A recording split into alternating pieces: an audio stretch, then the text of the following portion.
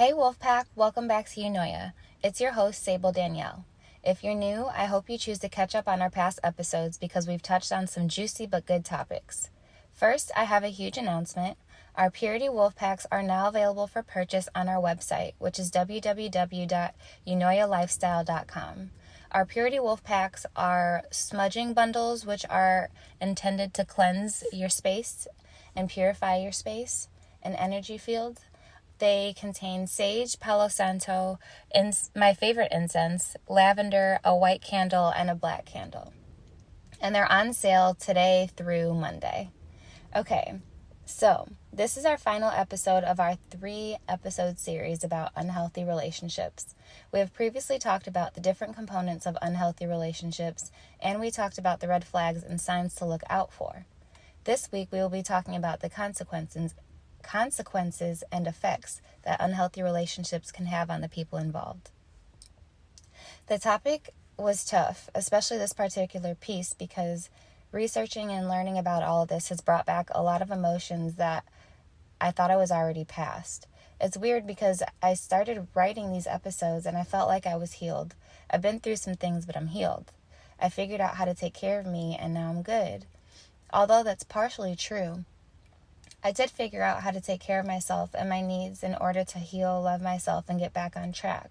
But it's not as simple as just putting it behind you and moving past it. Healing is an everyday journey, and growth is a lifelong process. Unfortunately, the effects and impacts of unhealthy relationships and emotional abuse can linger on long term, especially with the victim. I don't like that word, but I'm not sure what word to replace it with right now. I don't view myself as a victim. I overcame every obstacle that I've been faced with, even that terrible chapter. So I'm not a victim. I view myself as a winner. The important thing now is to focus on how to manage myself and my emotions, recognizing that I control them. They don't control me, and neither does my past. I'm not really sure where to start, so I guess I'll start with the effects are serious. The effects of an unhealthy and emotional abusive relationship took such a toll on me mentally, emotionally, and physically that I actually ended up in the hospital twice. How? Because of stress. I never in life understood how detrimental stress can be to you and your overall health. I spent years in a toxic environment, and over time, the buildup of stress without releasing any of what was causing it created such a hole inside me. It was like a leech that was sucking me dry, taking all of my energy, all of my focus, all of my good parts, literally all of me. But I didn't recognize the leech was even there until he damn near sucked everything out of me. The last couple of years of that relationship, especially the years that were in California, those were the most stressful years, the most isolated years, the most draining and volatile years. I was adjusting to a few family things. I just uprooted my whole life and left everyone I loved and knew behind to move to California. I was starting a new job.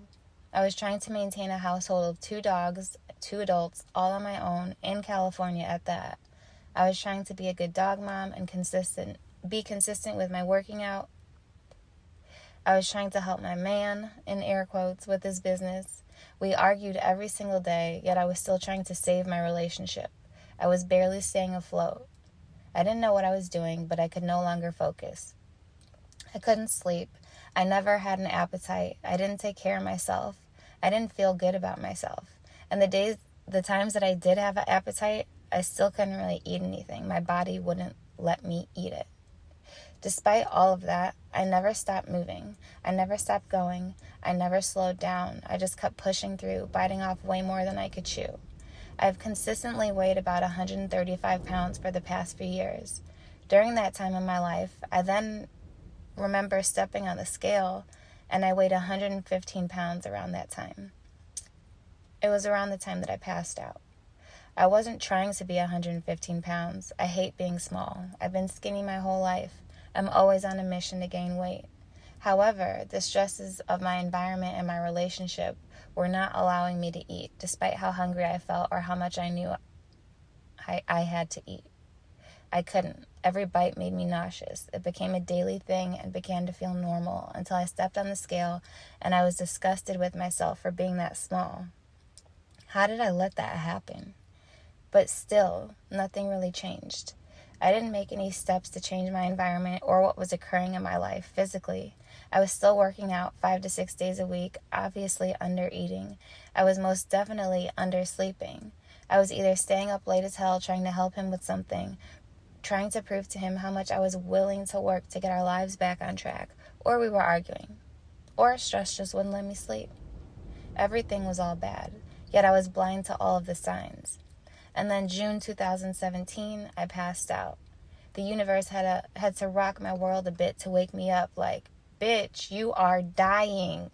What the fuck are you doing? Get it together. And like I said, he showed me he didn't care at all when I passed out, and that was what I needed to flip the switch.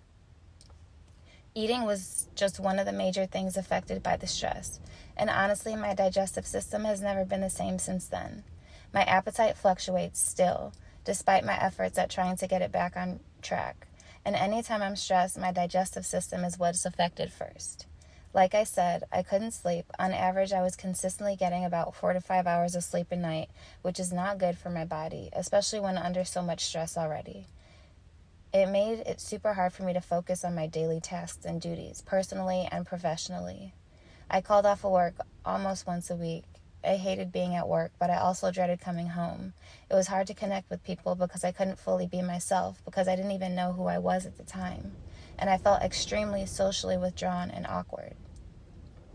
I physically didn't take care of myself and looked and felt like shit most of the time. My hair was rarely done. I barely wore makeup. I mean, thinking back at myself at that time, I'm sure I looked crazy as hell on the outside looking in. But that's fine because nobody knew what I was going through. Outside judgments don't mean anything when you're already living in hell. Then there's the tension buildup. I carried it all in my shoulders, my back, and my jaw. Sometimes I still catch myself and I have to shake myself loose. I was definitely moody and irritable all the time. I was isolated and avoided social interactions. I couldn't enjoy talking to my family because they were going to ask me how I'm doing and how life was going, and I couldn't tell them about it, so I always had to lie. And I know that they probably knew I was lying, which made it even more awkward. I avoided social gatherings with friends because I wanted to avoid arguing with the person I had to come home to. So it was just very isolating because it was empty at home too. It wasn't a home, it was a toxic place filled with arguments and tension, even if there was silence. Everywhere I was, everything that I did felt empty. My only savings grace were my dogs in the gym. Now you may think that the effects stop there, but they don't. I mentioned that I passed out twice. The first time being June 2017 at home with my ex. The second time being November 2017 back home with my family. That time I didn't just pass out. I passed out, hit my head on the corner of the counter, and then hit the floor. I scared the fuck out of myself and my family, and my dad took me to the ER. My heart rate was through the roof. The doctors talked to me about potential heart issues, stress, and anxiety, and it was very traumatic for me. Another reminder from the universe, like, ma'am, we tried to warn you before. Get your shit together and take control back over your life. When I began researching the effects of toxic relationships and emotional abuse, the articles reminded me of all the bullshit that I endured, physically and mentally, and I immediately became upset with myself again because it was a reminder that I was slowly letting myself die for a relationship, for a person who didn't care about me, and that I didn't value myself enough to just live for me. And I would hate for my future daughter or any other female or person. You don't have to be male or female, like it can go both ways. But it's not okay to ever think that that type of life is fine. So, doing my research, I found that women are consistently in stressful environments. They have a higher...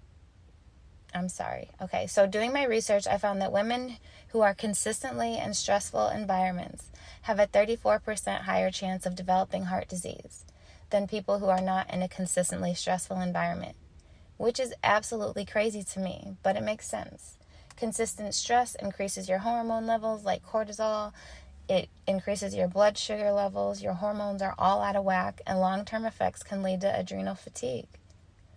You have higher chances of developing diabetes or even having a stroke.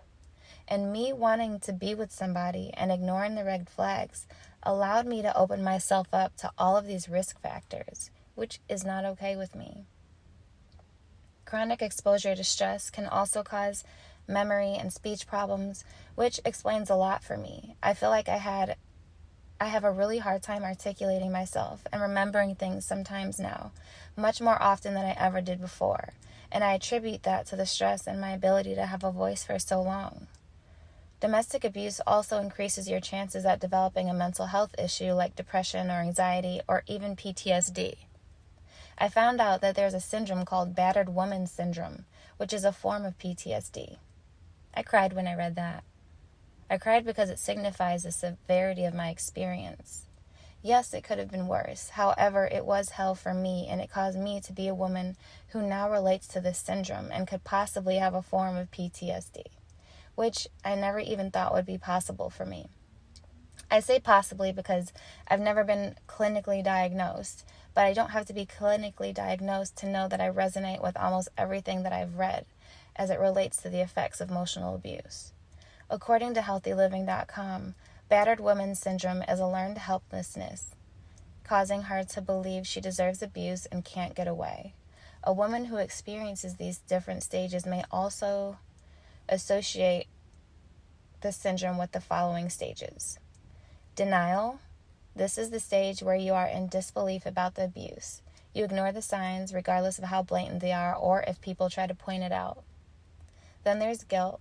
This is where you recognize the abuse, but you feel like you caused it somehow. Or if you do better, then the abuse will stop. And then there's enlightenment. This is where the abusee recognizes the issue and that they don't deserve the abuse. And then there's responsibility. And this is where the abusee holds the abuser accountable. I never even knew that battered woman syndrome was a thing, but I definitely experienced each and every one of those stages. I spent way too much of my time in denial and the guilt phase, but me passing out was when I entered my enlightenment phase. The first time I started the enlightenment phase, but I was still quiet, secretly plotting my escape, but still trying to keep the peace by doing too much. When I got deployed, I had a taste of freedom. Around the second time I passed out, that's when I entered enlightenment for the second time. I knew I was done and began to hold him accountable. I no longer argued with him for the sake of arguing, but I did find my voice and was no longer scared to begin standing up for myself. He wasn't happy about that stage. He tried to break me down even more once he noticed the change. I remember this specifically. Not too long before I went to Illinois for work, I came home one weekend while on deployment to grab clothes and see the dogs. Of course, we ended up arguing, and I decided to tell him that I no longer wanted to do whatever we were doing. And he had a few months to figure it out and have somewhere to go once the lease was up. He said everything he could say to try to break me down. I'm never going to be anything. Nobody would ever want me. I'm trash. I'm just going to end up getting pregnant. I'm nothing like what Nipsey raps about, which I thought was weird that he said that, but I guess it makes sense now. Those were a few things that stood out to me, but I stood there numb when I normally would have reacted, and all I said was, okay, well, that's your opinion, but you still need to be gone by the time the lease is up. And just like that, it was over, because I said it was over, because I chose to no longer engage in the fuckery. And in that moment, I took my power back, and it felt so damn good. I left for Illinois shortly after that. I passed out again and had the realization that the end of the lease wasn't good enough, and he needed to go ASAP, so he was gone by Christmas. And my God, it felt amazing. It felt great, but it was also painful and confusing because the person that I loved, air quotes, for so long, I knew would never be back and things would never be the same. Everything I once fought for so long and so hard for almost 8 years was over. It was painful yet absolutely necessary. I cared about him, but I needed to love him and care about him from a distance. That's when I started establishing my boundaries. I was done with that bout of Stockholm Syndrome that I allowed myself to get caught up in. That was the end of that chapter and the beginning of a new way of life. I'd be lying if I said that I'm 100% healed. I believe that healing and growing is a lifelong journey, so I don't think anyone's ever 100% healed. I fight battles with myself regularly, trying to overcome the negative habits and thought processes I had for so many years. Someone once pointed out that I said sorry all the time, like it was just my natural response. I was always apologizing, so it just became a habit for me. Say sorry and shut him up. But that wasn't how I had to live anymore. I didn't need to keep apologizing for things that I did or who I was. I didn't have to feel like I was walking on eggshells anymore, so I needed to try to correct that.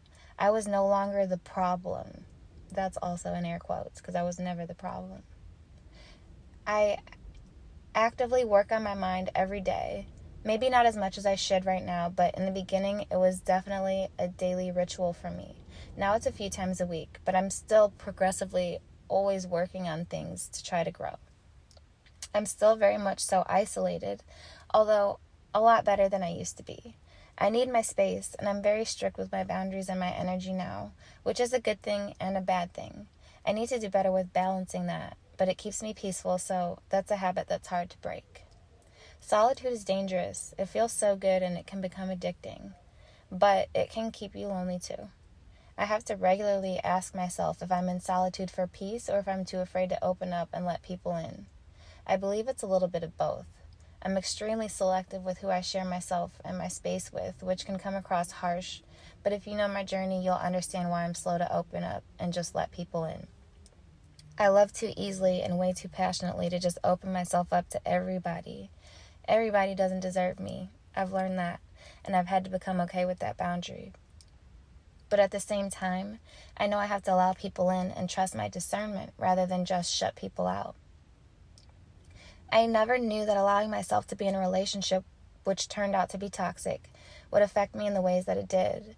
I never imagined I would lose myself. I never imagined I'd become so stressed and depressed that I'd lose a drastic amount of weight in a short amount of time and end up in the ER twice. I never thought that 3 years later I'd still have digestive issues and I'd have to mentally try to fight through bouts of anxiety, feelings of social awkwardness, and worry. I never thought that at the young age of 30-something, I'd associate with battered woman syndrome or have a 34% higher chance at developing heart disease, all because I loved the wrong guy rather than myself. It's fine because the lessons and growth far outweigh the journey. I love who I am today. I love where I'm at today. I love the strength and courage I've realized that was inside of me this whole time.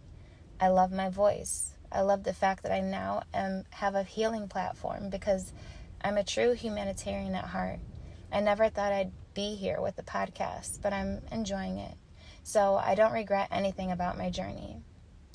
But it was a tough one, and I do not wish it upon anyone. So I hope that you all can take something from my vulnerability and my experience. If you're unhappy in any of your relationships or areas of your life, to be honest, if there's anything toxic in your life that causes you consistent stress, don't ignore it. Don't normalize it. Don't try to handle it on your own. Don't try to fight misery with misery. Utilize your support system. Educate yourself. Do random Google searches about healthy versus unhealthy relationships and environments and see if anything resonates. If it does, assess the situation and establish your next moves. Remove the toxicity from your life. Set boundaries. Do what you need to do to be safe, healthy, and happy. Pay attention to everything that happens and how it makes you feel because those things are important. That is why we have emotions, to trigger us, to become aware of things that aren't right within us or our environment. Your life, your health, and your happiness is much more important than any other relationship you can have. If you don't got you, who else is going to have you? Love yourself first always.